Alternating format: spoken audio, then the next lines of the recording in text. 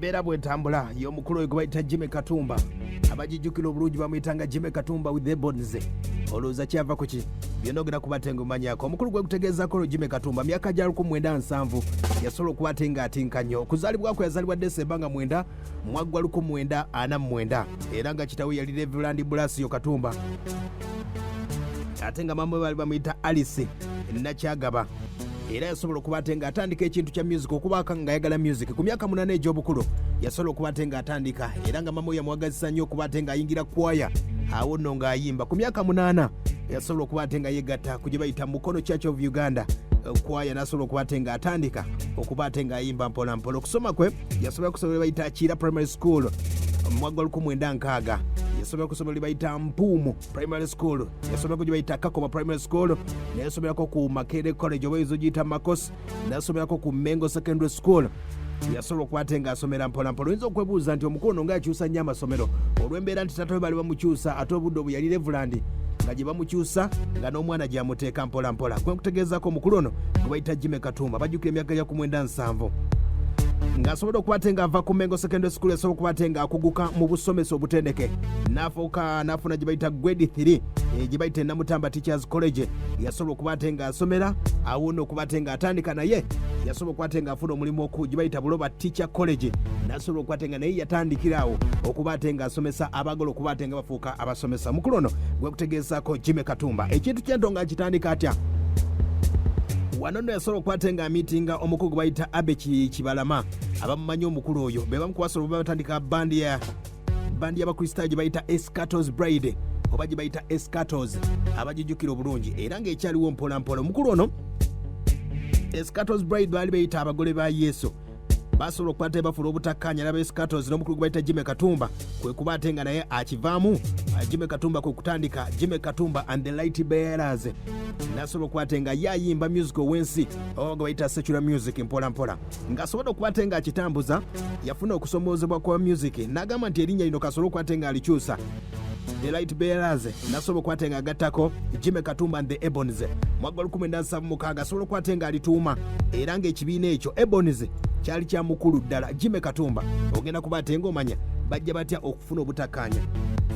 wano nno omukulu ng'asobola okubatenga atambuza ekintu kye mwaka 1976 yasobola okubatenga yegattibwako omukulu gwe bayita Mangalita Muwanga wali omukulu gwe bayita Tina Kigongo wali omukulu gwe bayita Isaac Kasasa Jole Nakimuli Patrick Dambya wali gwe bayita Damali Nakyeyune ne basobola okukwata batandika ekintu mpola mpola Jimmy Katumba and the Ebonies mwaka 1976 nga batandisa ekibiina kyabwe bakubanga obukolokolo okubatenga beeyimusa okubanga bafuna kasente ak'enjawulo n'oggula ebivuga wano nno wesobola okubatenga atambuliza ddala era nga omukulu waliwo gubayita omukulu bamuyitanga Pereze omukulu obudde obwo yali manager wa Corporate Bank emu yasobola okubatenga baali bawagizi bonnye omukulu gwe bayita Jimmy Katumba era basobola okukwata bamuyamba nnyo olw'embeera nti ono omukulu ono yali aleese ekifaananyi ky'omukulu gwe bayita Jimmy Leaves era nga bagamba Jimmy Leaves of Uganda ye Jimmy Katumba bamwagala nnyo abasajja abakolanga mu banka n'ebitongole eby'enjawulo byamwagalira ddala omukulu ono ng'asobodde okubatenga atambuza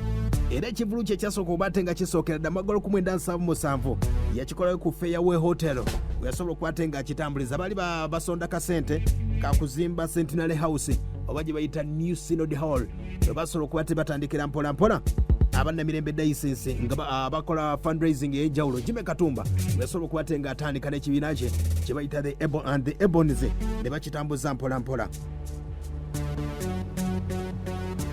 mwaka 1978 omukulu gwe bayita Yafes Sabiti yasobola okubatenga awa chance omukulu gwe bayita Jimmy Katumba olw'embeera nti yali muwagizi we namugamba ngenda kutwala London nsobola okubatenga aggulira ku byuma eby'amaanyi osobola okubatenga oyongera mu music wo awo niwe yasobola okubatenga agenda e London okuba atenga abireeta ng'abikomezaawo wano e Uganda abajjukira mwaka 1979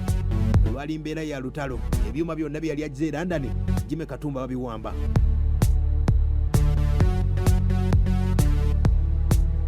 ebyuma ebyo nga bamaze obiruutinga tebyali birungi wadde n'akamu wabula ng'omukulu Jimmy Katumba yasobola okubatenga alemezaako mwaka 1980 yalina mikwano gye abaali abawagizi be nga basobola okuba tebajja mu ndongo yaabwe Jimmy Katumba the Ebonies waliwo omukulu gwe bayitanga Charles Kikonyogo waliwo omukulu gwe bayitanga Nyonyi Ntono obudde obwo yali Governor Bank of Uganda nga bawagizi benye omukulu gwe bayita John Sebana Kizito omugenzi oyo Kampala waliwo omukulu meya yali wa Kampala bamuyitanga Freddy Semaganda naye yasobola okwatenga muyamba nnyo n'omukulu gwe bayita John Katende abamu ku baali ku gurupu eno basobola okwate bamuyamba nnyo. Akadde kano John Katende y'omu ku akulira gye bayita Ebonies. Era olw'embeera nti omukulu gwe bayita Jimmy Katumba akasente kaali kamuggwako mpolampola, waliwo abakulu abaamuteekangako omugongo oba baamuyambangako nga benkutegeezezzaako. Omukulu gwe bayita Nnyonyi Ntono yali Governor Bank of Uganda, omukulu Sebaana baamuyambanga nnyo, John Katende bonna baamuyambangako ng'akasente kasobodde okwate kagenda mpolampola wano ne wajja obutakkaanya. Omukulu gwe bayita Katende kwe kuba ate nga atwala olw'embeera nti akasente omukulu gwe bayita Jimmy Katumba kaali kamuweddeko, omukulu w'ekibiina n'asobola okuba ate nga akyeddiza nga basobodde okuba ate batambuza ensonga zaabwe mpolampola. Jimmy Katumba ennyimba zisobola okuba ate nga afulumya, waliwo akayimba fa ku kyoyina, kinnawattaka, obuyimba bungi nnyo basobola okuba ate nga afulumya. Twalina omukwano, emitima egirwadde okwagala, era mu 1980 basobola okuba ate nga bakikubira ddala ng'akitambuza. Waliwo nga gye bayita Theatre Exlas, akadde kano gye bayita Bat Valley,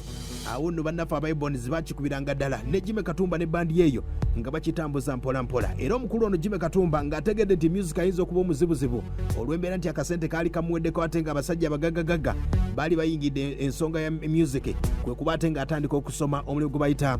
yasoma kye bayita insurance.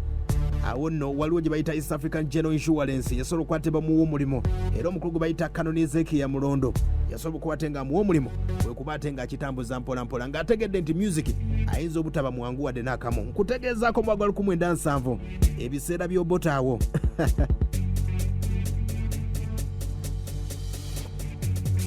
abajjukira obulungi ebiseera by'Obote ebyo,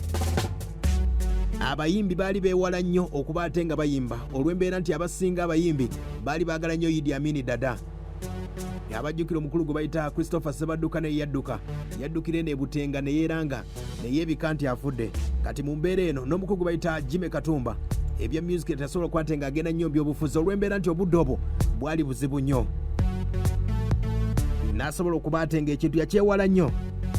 olw'embeera nti Obote yali abayigganya abayimbi. Mu 1983 omukulu ono gwe bayita Jimmy Katumba and the Ebonies, omukulu gwe bayita President Nyerere yasobola okuba ate nga amuyitako e Tanzania nga bajaguza okuba ate nga batongoza ekibiina kyabwe kye bayita Chama cha Mapinduzi, era ng'oluyimba anthem yaabwe yasobola okuba ate nga esooka version yaabwe omukulu gwe bayita Jimmy Katumba yasobola okuba ate nga agiyimba. Mu mbeera yasobola okuba ate nga etambula mu 1983 ku mukolo gwennyini, awo nno yasobola okuba ate nga asangira omukulu gwe bayita President Obote kwe kumusaba chance asobola okuba ate nga abayimbirayo oluyimba. Jimmy Katumba ayimba oluyimba lwa Obote olwa UPC. Jimmy Katumba n'agamba sijja dduyimba yagaanirawo ng'alina Obote e Tanzania nga baakatuuka Entebbe, omukulu gwe bayita President Obote yategeeza ebyuma byabwe bya Jimmy Katumba and Ebonies babiwambe, era babiwamba. Olw'embeera nti omukulu ono Jimmy Katumba yali akubira abasajja abaali ab'amaanyi ng'omukulu gwe bayita Vice President Lubudo baali bamuyita Muwanga, omukulu gwe bayita Chris Lwakasisi, omukulu gwe bayita Kirunda, basobola okuba ate bamuyamba nnyo ne boogera n'omukulu gwe bayita Obote kwe kuba ate nga ebintu ebyuma bino basobola okuba ate babimuddiza. Mu mbeera eno basobola okuba ate nga ku